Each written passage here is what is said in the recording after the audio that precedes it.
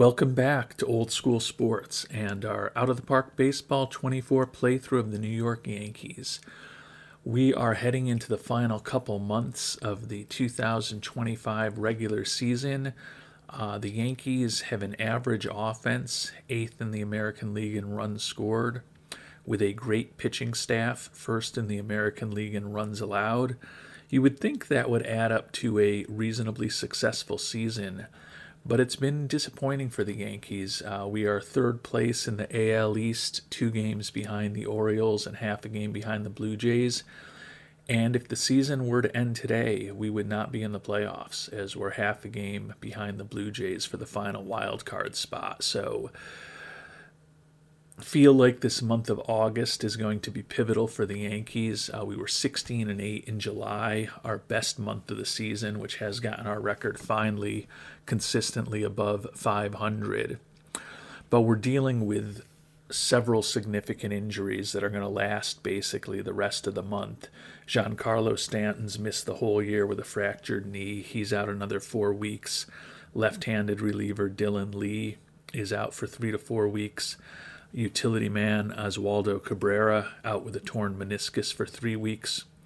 Christian Walker, first baseman, who we made a trade for to boost that average offense that we had, played great for us in 4 games and then fractured his finger and is out for another 5 weeks.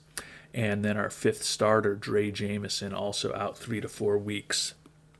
So my thought is that if we're able to get through this month of August with a winning record for the month, we'll be in pretty good shape in September, when we will hopefully have all of these players back at some point and hopefully not too many new injuries. If we fall further off the pace here and are below 500 for the month of August, though, we could conceivably dig ourselves a hole so deep that even with the return of most of all of these players, we might not be able to get back into the playoffs, which would be a big surprise and a big disappointment. We've won the AL East with the Yankees 2 straight years. We made it to the ALCS 2 straight years, and we were projected at the beginning of the season to have the best record in baseball with 99 wins this year. 99 wins is going to require a really incredible finish by the Yankees. Going to have to go at least 44-14 to get to 99 wins or better than that. So that seems unlikely. But as I said, I think if we're able to remain competitive here in the month of August, feel like we'll be in pretty good shape to hopefully get this across the finish line in the month of September.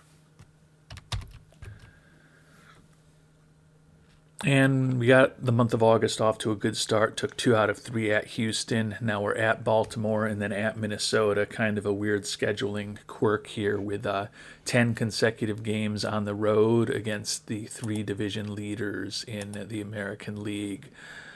We just, as I said, took 2 out of 3 against the Astros. The Twins, who have the best record in the American League, are at the end of this weekend. And we're now tied with the Orioles, but they have been leading the AL for much of the summer, but they've lost 4 in a row. We've won 2 in a row, so we have closed the gap on them. But you can see 1 game separates 4 teams in the American League East at this point. And obviously 1 game separates those 4 teams who are also chasing wild card spots. So going to be a crazy finish here. Certainly would love to get back on top of the division and not have to be worrying about a wild card and taking the series in Baltimore, and then hopefully at the very least splitting on the road against the Twins is kind of our goal for the week. And we did end up achieving our goal. We did it in a weird way. We lost the first in Baltimore, then were rained out, but we took the doubleheader to claim the series in Camden Yards. And then we won the first game against Minnesota, lost 2 in a row, and then took the third of the series to get the split there. So we've got Cincinnati and Cleveland at home over the next week. I think that should be somewhat easier. Cincinnati is a little below 500. Cleveland is got a better record than us. But you can see we are now 1 up on the Rays, 1.5 on the Orioles, and 3.5 on the Blue Jays. So certainly still in quite a battle, but playing a little bit better of late despite all those injuries that I talked about at the beginning of the episode. And we got the week off to a good start, 8-0 win over Cincinnati. It was a old school actual shutout by Garrett Cole. 9 innings pitched, scattered 8 hits and a walk while striking out 9. Got his ERA down to 3.40, and he's finally got his record up over 500 this year. Was named an all-star despite a slow start to the season. He's the reigning Cy Young Award winner in the American League, although I think teammate Carlos Rodon is more likely to win it this year than Cole is. But despite the win, we did get the least surprising news in the world for those of you who have been watching this series since the start.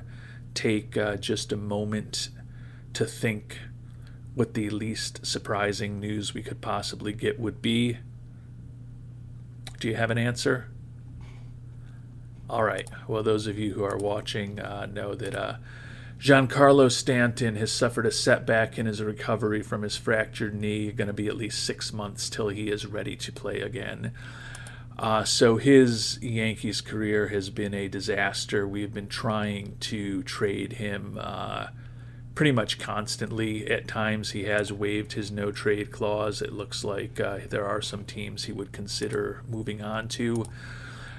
First year of this playthrough, 2023, hit .249 with 47 homers and 105 ribbies. But he ended up getting hurt in the ALDS and then was out for the ALCS, which we lost. Last year, played only 34 games, hitting .226 with 10 homers, and he missed the entire postseason run. This year he's taken things to a whole nother level. No regular season action at all, and now no postseason action. The only positive thing about Stanton is that the value of his contract will start getting less in the next 2 seasons. Would obviously still love to get him off the books. He's wrecked physically. We'll be interested in seeing what his batting and his fielding ratings look like on the other side of this latest setback to the injury.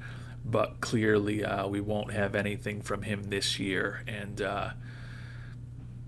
maybe he'll just retire because he's going to be so beaten down. But if not, we'll see if we can get that contract off the books once we get through the postseason and we can start trading again. Can't imagine anyone else is going to be real eager to take on a significant portion of that contract. But at this point, if we can find someone who's willing to take on 10% of it, it might just be time to move on, because it's been nothing but frustrating for us thus far. And despite the setback for Stanton, ended up being a real nice week for the Yankees. Took 2 out of 3 at home versus Cincinnati. Swept the Indians. We've got the Dodgers and the A's on the road in California next week before we come back to face the Giants and the Orioles at home to finish off the month of August. Clearly, with the way that we've been playing, moving up in the standings, 3 up on the Rays, 3.5 on the Orioles, and 6 on the Blue Jays. So right now we're doing even better than we had hoped to be doing in the month of August. Would love to keep that momentum going. One small step in the wrong direction. Another injury, of course. I just found out that Edinson Paulino going to be out basically for the rest of the season with an intercostal strain. Going to be out 4 to 5 weeks. He's the Rule 5 draft pick, 23-year-old who we brought on board, and has had a little bit of playing time this year with all the injuries, hitting .246 and 167 at-bats for us. Definitely a replaceable player, but we're hoping to continue getting him a little bit of playing time with the other injuries that we have on our team. And obviously that's not going to happen now. And the road trip for the Yankees this past week was not as successful. We lost the series to the Dodgers, did come back and win the series against Oakland. So a 3-3 road trip as we head into the last week of the month of August. Still 3 up on the Rays, 5.5 on the Orioles, and 7.5 on the Blue Jays now. So we are definitely moving in the right direction over the course of these first 3.5 weeks of the month of August. The injury situation also getting a little bit better. We sent Cabrera on a rehab assignment. He's played 3 games in Scranton, so probably good to bring him up now. And Dylan Lee also eligible to come off of the IL today.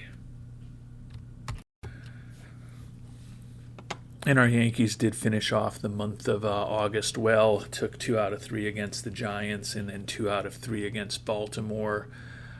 So when we take a look at the standings now, we're still up only 3 in the AL East as the Rays have been keeping pace with us, but we're up 6.5 on the Orioles, 8.5 on the Blue Jays.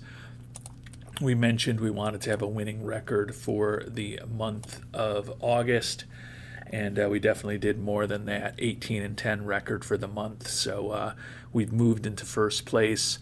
Can see we put up some monster numbers. We were 8th in the league in runs scored at the beginning of the month, and we're 3rd in the league now. So given that we were 4 months into the season when that started, we've obviously put up some monster numbers this past month. Still 1st in the league in runs allowed. Our Pythagorean record is 80-52, 7 games better than we've done. Notably, you take a look back at the schedule for the month of August, and we had this 19-run outburst against San Francisco, 12 against Baltimore. I think there were a couple other, 14 in a win against Houston, 10 in another win against Baltimore, 10 in a win against Cincinnati. Yankees have been putting up some crooked numbers over the month of August, and now we've gotten ourselves to roster expansion here in the month of September. Obviously, Stanton is not going to be back, but looks like we're only 3 days away from Walker potentially joining the team. Jameson did pitch 1 game down in Scranton. Was not a good game for him down there, but still going to bring him back up to the roster. The question is whether we put him into that 5-hole or not. The youngster Yoendris Gomez, 25-year-old, did great when he came up last year for us, was pitching well out of the bullpen this year, and we wanted to give him an opportunity to start when Jameson went down. He started 5 games for us, still allowing a 169 batting average over the course of the season, so he has been very effective. We'll see what Boone thinks. Doesn't mean we won't overrule him. He wants to put Jameson back in there. I'm fine with that because Jameson has also had a really good year, and I think that Gomez as our setup man is a excellent option to have, but good to have him back. And as I mentioned, we're now hopefully only a few days away from getting Christian Walker back and getting the lineup closer to the way we want it to be. Cabrera looks like he's got quad soreness, going to impact him for a day, but we will bring up another position player for at least a few days from AAA before we're going to need to make space for Walker, and we may actually even give him a rehab game or 2 in AAA just to ensure he's back as close as possible to 100% when we do put him back in the lineup. And also some big awards, not surprisingly, given how well the Yankees played in the month of August. Cabrera was named the AL Player of the Week. Has obviously missed most of the season. He had that rehab assignment in Scranton, and now he's back, but hitting .368 on the year at this point, even though he does have that quad soreness, was even better last week, going 9 for 19. Garrett Cole, 5-0 with a 1.60 ERA, 46 strikeouts for the month of August. So I mentioned earlier that it wasn't that long ago that his record was below 500, and Carlos Rodon looked like he was going to be the top Cy Young Award candidate for the Yankees, but Cole may make me eat those words with the way he's been pitching of late. And then Jason Dominguez, American League Rookie of the Month, 384 home runs and 21 ribbies. Got his batting average close to 300 with 18 home runs. Primarily been playing left and right for us, has the capability to at least play center. But he has been a very important player for us this year, particularly with that injury to Stanton. So as the month of September begins, we're going to have a couple at Washington and then 3 at Cleveland before coming home for a big series against the Red Sox and the Angels. So we'll see if we can get this first couple weeks of the month of September off to a good start and hopefully expand upon the 3-game lead that we have in the AL East now that we are getting pretty close to 100% in terms of our health. You notice I don't even consider Stanton a member of the roster and the franchise anymore when I'm talking about health. We're moving on from him. It was a decent road trip for the Yankees. Won 3 out of 5 against Washington and Cleveland. Now the homestand starts against the Red Sox and the Angels for the next 7 games. The Rays, as always, are pesky. Still only 3 games behind us. We have opened up a decent amount of space against both the Blue Jays and the Orioles, who at this point now have losing records. 76 wins. Obviously, our goal is to win the division. And if we're able to win the division, right now we're just a game and a half behind the Astros for the second best record in the American League. Certainly if we keep expanding our lead in the division a bit, going to start getting a little greedy and hope that we can earn a first-round bye as well. Taking a look at the leaderboard, we've had Aaron Judge chasing a Triple Crown. We've had Garrett Cole chasing a pitching Triple Crown in recent seasons. Not as many Yankees over the leaderboard this year, at least on the batting side. But Rodon is chasing the pitching Triple Crown that Garrett Cole had a real good shot at last year before he got injured and missed his final 3 starts. Rodon right now leading the league in ERA, wins, and strikeouts. Looks like he's going to really have to blow up in a bad way to lose the lead in strikeouts and ERA. So wins, hopefully we can get him some decent run support, and he can do what Cole was unable to do last year and claim a pitching Triple Crown. 6.1 WAR for Rodon on the season, so despite the strong pitching from Cole recently, my initial thought that Rodon was going to be our strongest Cy Young Award candidate this year still seems to be the take that I should have stuck with. Michael King leading the league in saves. He's a pending free agent. I'm sure he's looking for some big money at this point. $14.6 million. It's not a horrible amount for a pitcher as good as him. And if anyone can afford it, it's a team with a big payroll like the Yankees. Don't have a ton of money right now. Obviously, we're below budget, but have started to see a little bit of better attendance recently with the Yankees playing better. As I talked about, we've got the series against Boston and the Angels coming up this week. Hopefully we can do well against the cellar-dwelling Red Sox, and then it would obviously be good to handle the Angels as well, since that's a team that we still could be competing with for a wild card if things go poorly, and we could be competing with them for second best record in the American League if things go well.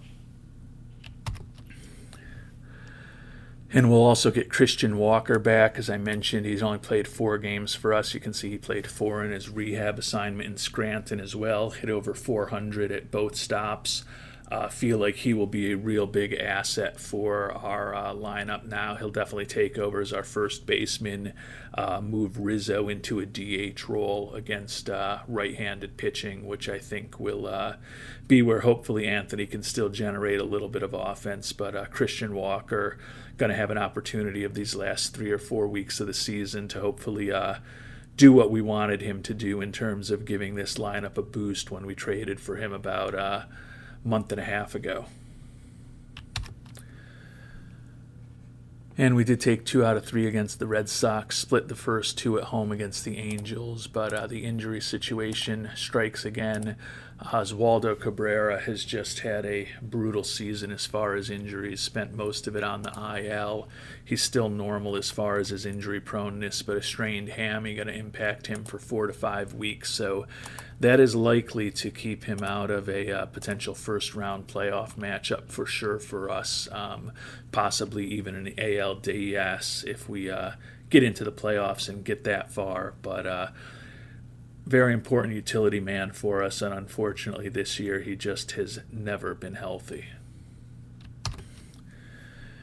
And we ended up splitting the last 2, so we split the 4-game series at home against the Angels, at Detroit and at Tampa Bay over the next week before we come back home.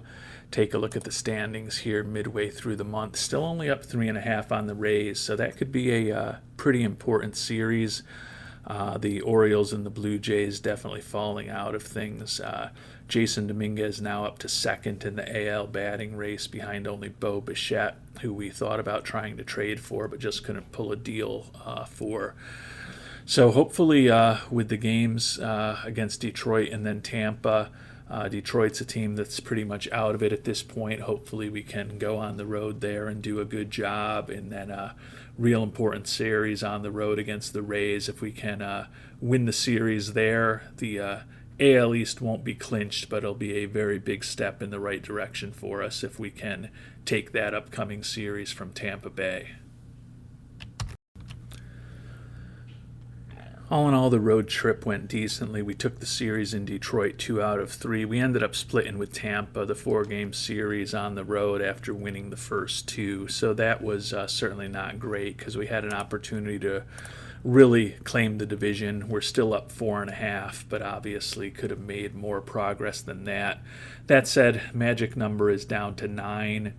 And we're up half a game on the Astros for the second best record in the American League at this point. So we're not in a horrible spot. We've still got about a week and a half of baseball left, I believe, maybe closer to 2 weeks. Got home against Oakland and Toronto this week, and then we'll finish off in October at the Red Sox and at Toronto. So 2 weeks to the day left in the season, but a few off days between now and then, as we're only going to have those 6 games against Oakland and Toronto to finish up our home schedule for the year, and then just 5 games the week after that, 2 in Boston and 3 in Toronto to finish up the season. So haven't gotten anything clinched yet, but we're getting close. The season has definitely turned around pretty dramatically over the last couple of months.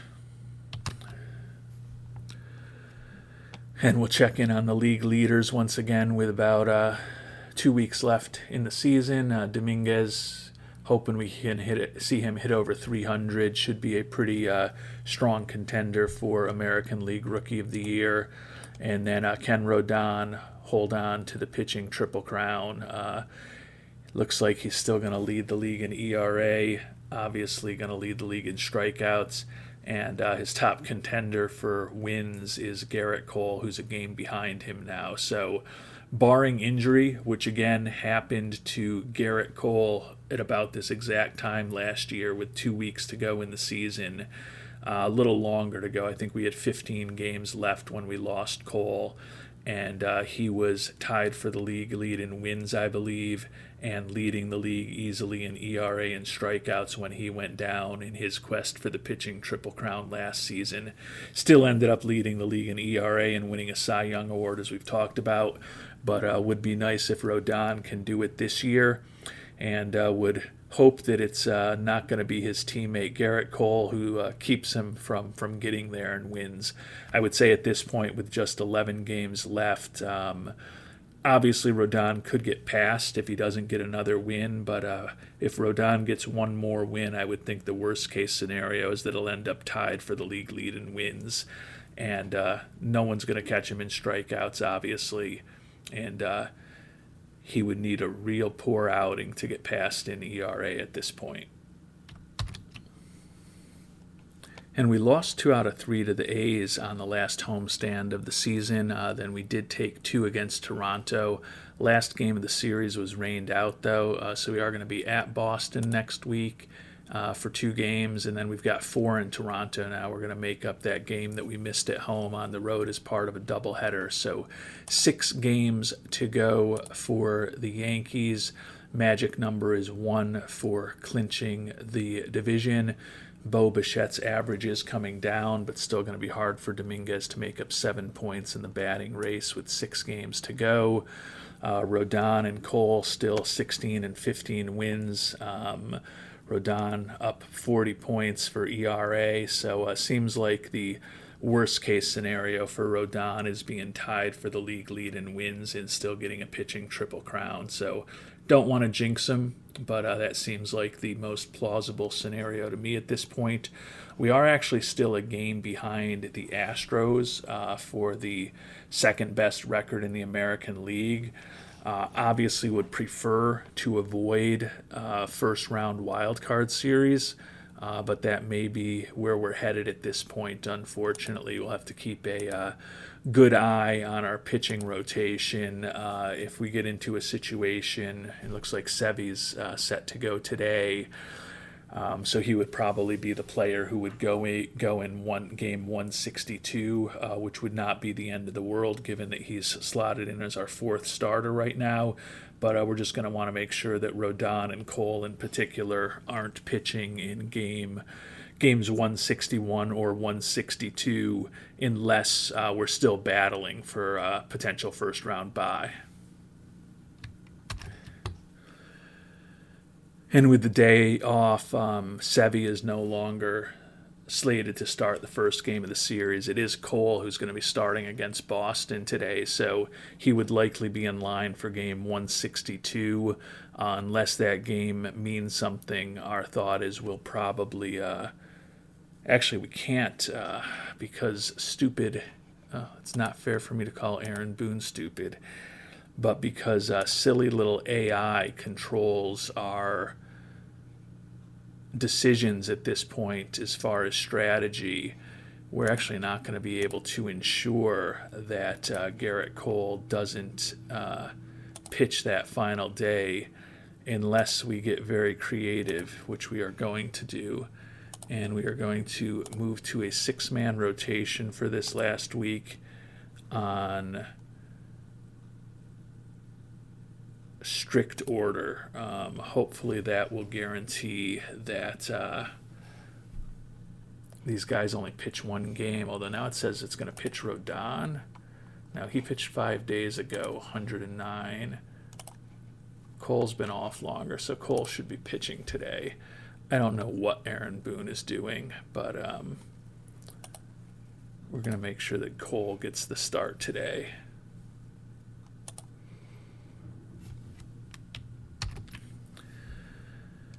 And unfortunately, we did have a 2-0 loss to Boston. Only 2 hits for the Yankees. Cole did pitch very well, but was saddled with the L, so that probably just about clinches the pitching triple crown for Rodon, since we don't want Cole pitching in game 162, and we're trying to avoid that. So the division is clinched. That is really good news for the Yankees. Unfortunately, we are now 2 games behind the Astros for the second best record, 2.5 behind the Astros for the second best record in the American League. So looking increasingly unlikely that we will have a first round bye, and it's very conceivable that we end up going up against our division rival Tampa Bay Rays in that wild card series. I think in a perfect world we'd prefer to avoid a divisional rival for that, but we will see where the chips fall based on how things go over these last 5 days of the season. We've got obviously Rodon on the mound for us today.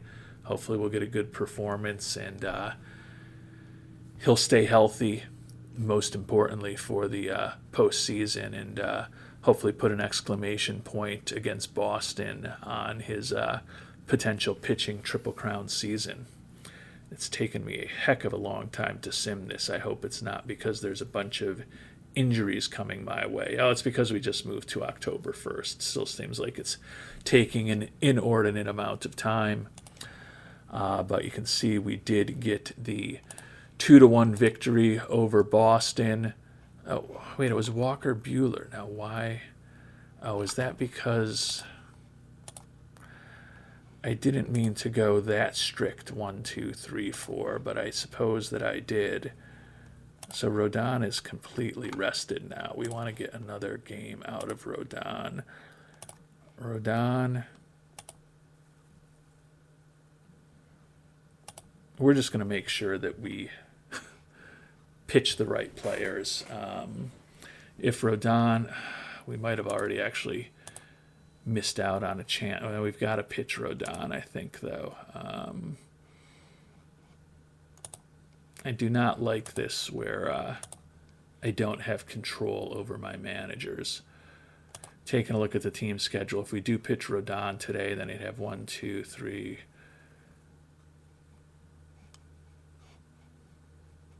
He might not get enough rest to go in game 1. Now, it's not going to be the end of the world if we go with Cole instead of him in game 1. But I think we probably got to just pitch him today because I don't have control over any of this strategy stuff. So yeah, we'll set it up. So I wish I had been paying more close attention when I moved to that strict order. It went to Buehler because he was number 3 rather than Rodon because he was the most well-rested. Silly me thinking that strict order meant you just followed the numbers stupidly, even if your number 1 guy is ready to go. So it is what it is at this point. We will play these 2 games in this doubleheader against the Blue Jays today. Rodon and Sevy presumably will be going for us. And then hopefully we'll see Drew Jameson and Yoendrys Gomez over the final couple days of the year.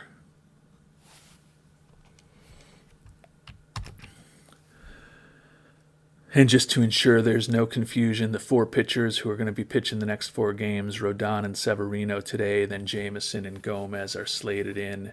Buehler and Cole 5th and 6th in the rotation because we want them to be ready for the playoffs.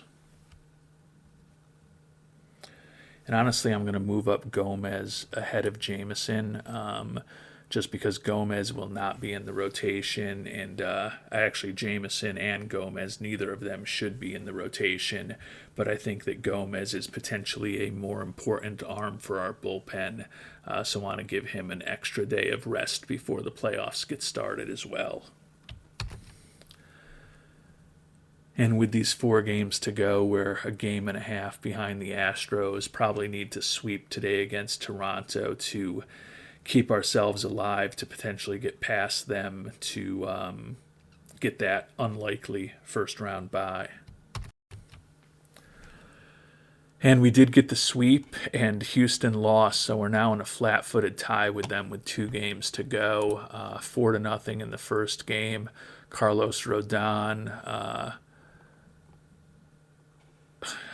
puts a punctuation point on a pitching Triple Crown and a likely Cy Young Award.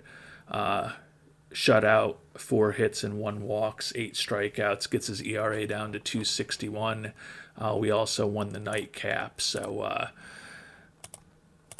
and Walker Buehler would like to re-sign with us. $13 million a year, maybe. He's been solid, but we've got time to think about those things once the season is over. Right now, as I said, we've got 2 games to go, and there still is a chance that we can get past the Astros and earn a first-round bye, which would be huge. So we're going to have Gomez on the mound here in Game 3 of the series in Toronto. Would love to get another W. and we do. So a 7-6 victory. Take a quick look at the standings. Houston lost again. So let's just see how we did against Houston this year. Our Yankees were 3-3 against Houston, so we don't want to get in a tie with them. We either want to win this last game against Toronto and or have Houston lose. Obviously, the easiest thing for the Yankees is just to take care of our own business here in the final day of the season and hopefully get to 92 victories, which would mean that Houston can't catch us, and we'll have snuck in with a very strong finish into a first-round bye that we thought was implausible just days ago, quite honestly. So a great start to the end of the season for the Yankees. Won all 5 of our games in October, and although we didn't win as many games as we were expected to, as many games as we had won in either 2023 or 2024, we did ultimately get our 3rd straight AL East title, and perhaps even more importantly than that, we ended up eclipsing the Astros by 1 game, so we've got a first-round bye. So the shenanigans with our pitching rotation over the last several games of the season, not going to be a concern because players will have plenty of time to get healthy and well and fully rested before we play another game. Paulino, we've had him on a rehab assignment rather than bringing him up to the roster, give him a little playing time in Scranton. He does have a chance to make the playoff roster. Cabrera with a week left, so he should be close to healthy by the middle of the ALDS, so could definitely consider putting him on the roster as well. And it doesn't look like anybody is really banged up as far as the rest of the team at this point. So it was a very strange path to another AL East title for the Yankees. We had a losing record in the month of July, and then finally played some better baseball in July. Closed out things well. You can see Jason Dominguez finished 2nd in the AL batting race with a .298 average, 23 homers. Think he will be a very strong candidate for AL Rookie of the Year. And a year after Cole was very close to a pitching triple crown and missed out because of some injuries down the stretch, Carlos Rodon does do it for the Yankees. 17 wins, 278 strikeouts, and a .261 ERA. All league leading figures. Michael King leads the American League in wins, and Rodon, of course, with a 7.6 pitcher WAR. Don't know any plausible reason why he will not be a unanimous Cy Young Award winner in about a month and a half.